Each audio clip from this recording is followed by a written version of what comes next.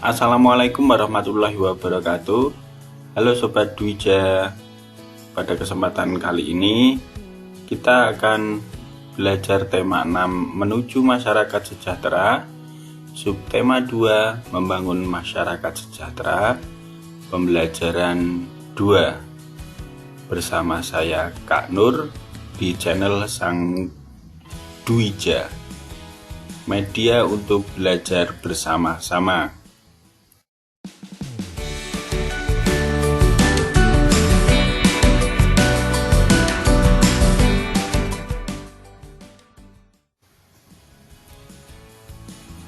Dayu anak yang kreatif dan pandai menari.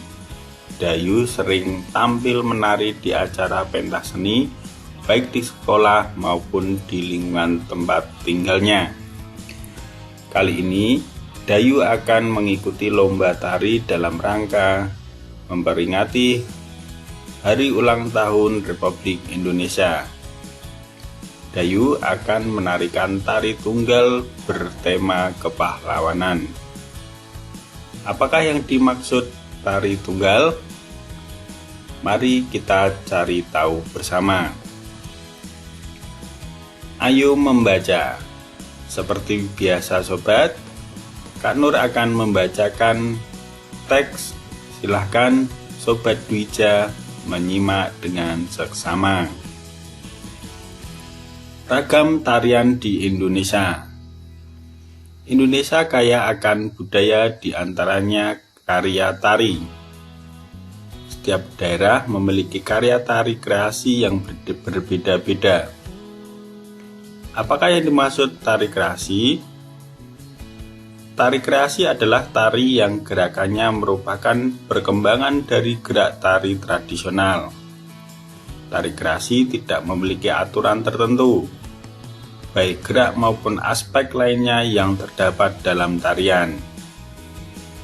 Ada 3 jenis tari kreasi, yaitu tari kreasi daerah atau tradisional, tari kreasi modern, dan tari kreasi kontemporer. Tari kreasi daerah atau tradisional adalah tari yang mengalami perubahan dari tari tradisi, baik bentuk, gerak, ataupun aspek lainnya, tetapi tetap dalam konteks ciri khas dari daerah tersebut. Tari kreasi modern adalah tari yang tidak memiliki aturan tertentu, baik dalam bentuk gerak ataupun aspek lainnya. Tari kontemporer adalah tari yang dibuat berdasarkan isu yang beredar pada waktu tertentu. Kemudian paragraf ketiga, bentuk karya tari kreasi dapat berupa bentuk tari tunggal, tari berpasangan, dan tari kelompok. Tari tunggal adalah karya tari yang diperagakan oleh seorang penari. Tari berpasangan adalah karya tari yang diperagakan oleh 2 orang penari. Adapun tari kelompok adalah karya tari yang diperagakan oleh lebih dari 2 penari. Sobat Dwija, setelah menyimak bacaan di atas, mari berdiskusi bersama untuk mencari gagasan utama pada setiap paragraf pada bacaan di atas. Paragraf 1, gagasan utamanya adalah pengertian tari kreasi. Paragraf kedua, gagasan utamanya adalah jenis tari kreasi. Sedangkan paragraf ketiga, gagasan utamanya adalah bentuk karya tari kreasi. Sobat Dwija, jenis tari yang akan diikuti Dayu dalam perlombaan adalah tari kreasi daerah atau tradisional berbentuk tari tunggal. Tari yang akan disajikan Dayu dalam perlombaan adalah tari merak. Tari merak merupakan salah satu contoh jenis tari kreasi. Tari merak berasal dari daerah Pasundan, Jawa Barat. Tari merak menggambarkan ekspresi kehidupan burung merak.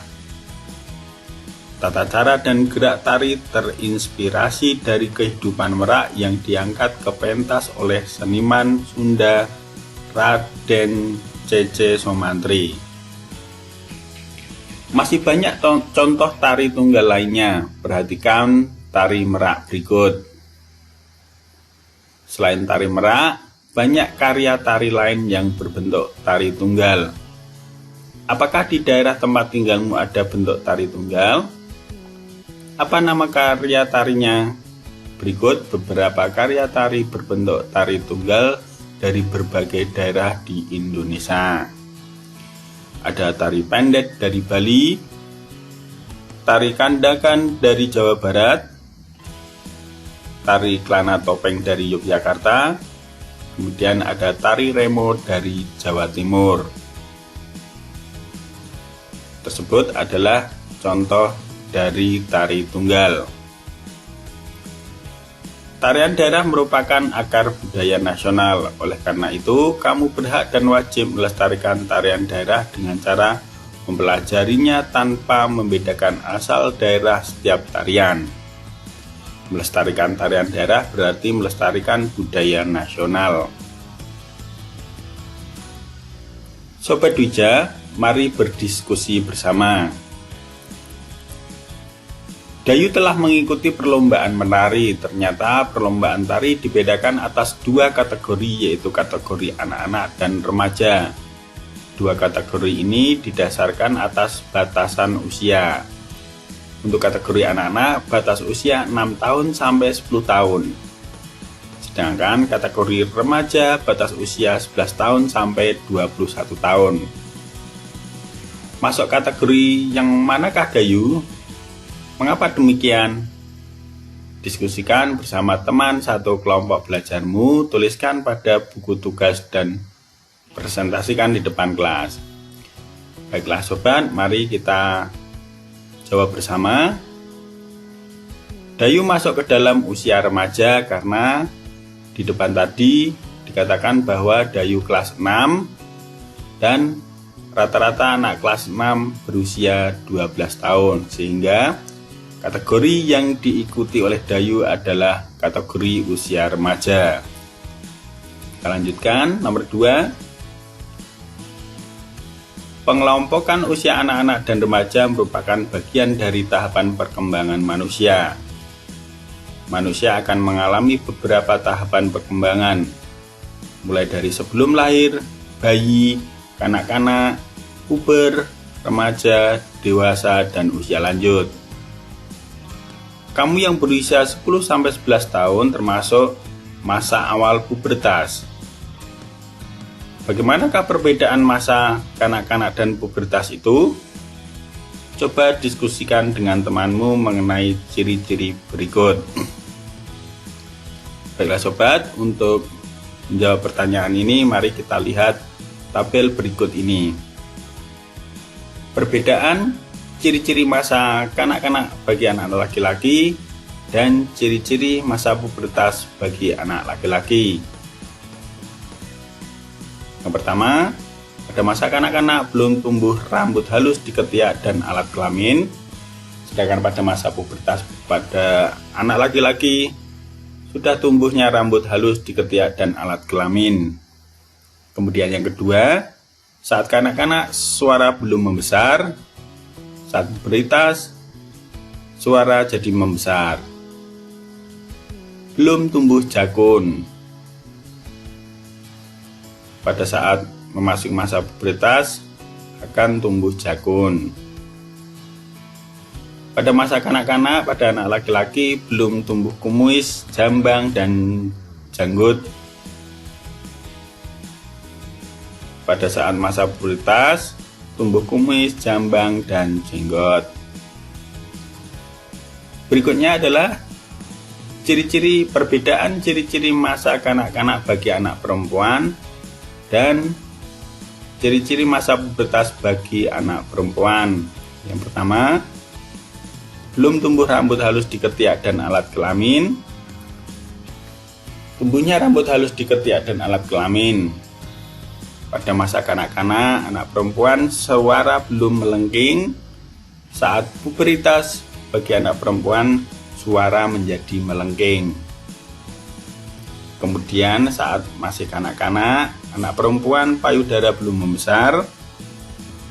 Anak perempuan setelah memasuki pubertas payudara membesar. Kemudian pada masa kanak-kanak panggul belum membesar.